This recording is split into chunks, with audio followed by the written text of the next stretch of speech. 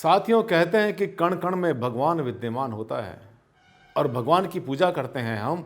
निर्गुण ब्रह्म की तपस्या, निर्गुण ब्रह्म की साधना नहीं कर पाते तो हमारे सामने कोई ना कोई सजीव रूप हमारे सामने होना चाहिए, मूर्त रूप होना चाहिए। इससे अभिभूत होकर हम लोग अपने सामने रखते हैं गॉड की मूर्ति या फोटो और उसकी करते हैं आराधना। लेकिन कोई कोई चीज़ ऐसी होती है, कोई कोई ऐसा मटेरियल होता है जो कि वास्तुशास्त्र के अनुसार पूजा के लिए अच्छा नहीं माना जाता। बहुत सारे सवाल मेरे पास आए। शीशे की मूर्ति, यही टॉपिक था। शीशे की मूर्ति सर हम अपने घर में रख सकते हैं या नहीं रख सकते पूजा के लिए? आज इसी पर चर्चा करेंगे साथियों। और जितनी भी उलझन होती है वास्तु की, उनको सुलझाते हैं इस अपने प्रोग्राम में, जो कि वास्तुशास्त्र पर साइंटिफिक विवेचन करता है। अंतरराष्ट्रीय ख्याति प्राप्त सेलिब्रिटी वास्तु कंसल्टेंट, वास्तुशास्त्र के एनसाइक्लोपीडिया डॉक्टर आनंद भारद्वाज।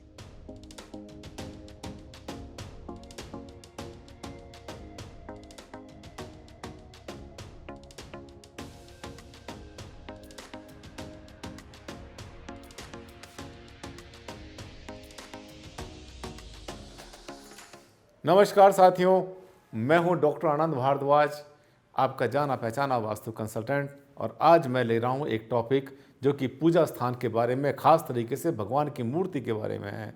मूर्ति के साथियों बहुत सारे मटेरियल होते हैं और मैं ये बताता रहता हूँ कौन सा मटेरियल होना चाहिए, कौन सा नहीं होना चाहिए। मैंने आपको बताया मिट्टी की मूर्तियाँ बहुत अच्छी होती हैं, पत्थर की बहुत अच्छी होती हैं। ये पहले मैंने इससे पहले जितनी वीडियो बनाई उसमें क्लियर किया था, लेकिन कुछ नए सवाल मेरे सामने आ गए, तो जिनको कभी किसी ने टच नहीं किया, आज उन्हीं पर चर्चा कर रहे हैं। आप देख रहे हैं शीशे की बनी मूर्तियां वास्तुशास्त्र के अनुसार एज पर वास्तु कैसी रहती हैं, इस पर आज हम चर्चा करने वाले हैं साथियों।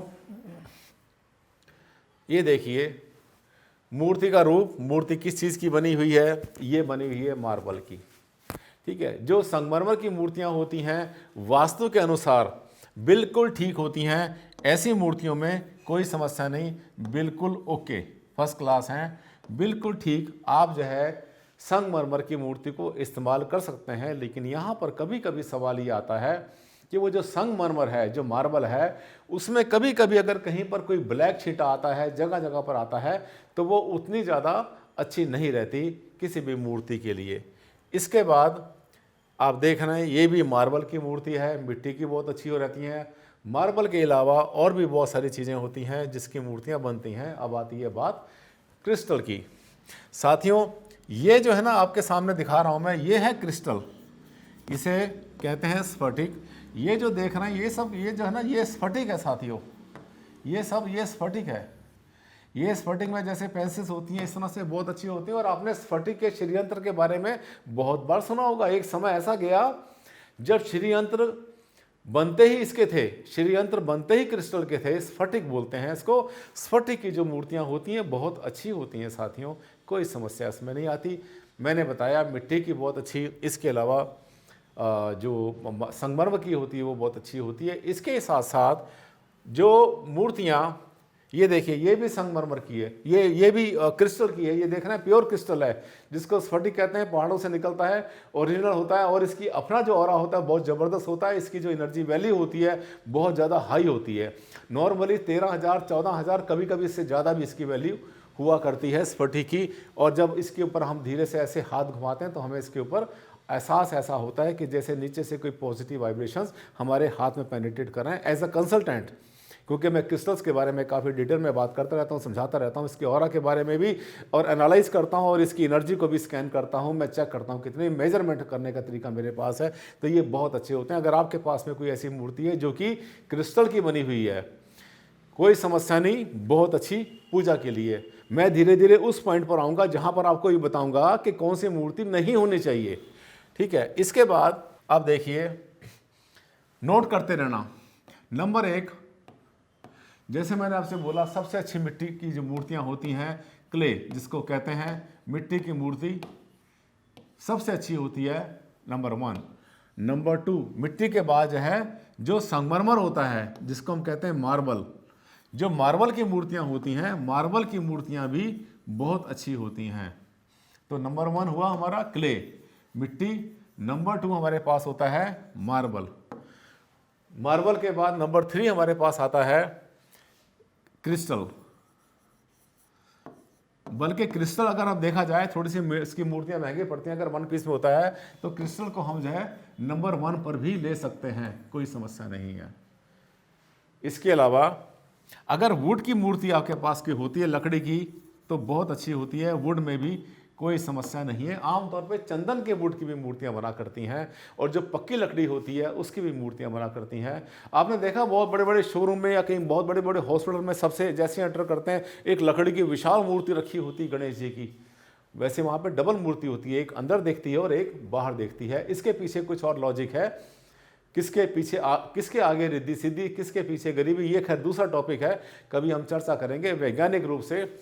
इसके साथ साथ नंबर 5 आता है हमारे पास, जो हम पेपर यूज़ करते हैं। जैसे पेपर की फ़ोटो होती है, जो पेपर की बनी फ़ोटो होती है वो बिल्कुल ठीक है, फ़ोटो में कोई समस्या नहीं। अब इसमें निष्कर्ष पर आता हूँ मैं, ये जो मैं बताना चाह रहा था कि हमारे हिसाब से, जो वास्तु के हिसाब से क्या चीज़ नहीं होनी चाहिए, वो ध्यान कर लेना कि जो शीशे की मूर्तियाँ होती हैं, जो ग्लास की बनी हुई मूर्तियाँ होती हैं, शीशे की मूर्ति, इसको आप शो पीस के लिए, ड्राइंग रूम के लिए, कहीं पर भी आप इसको यूज़ कर सकते हैं।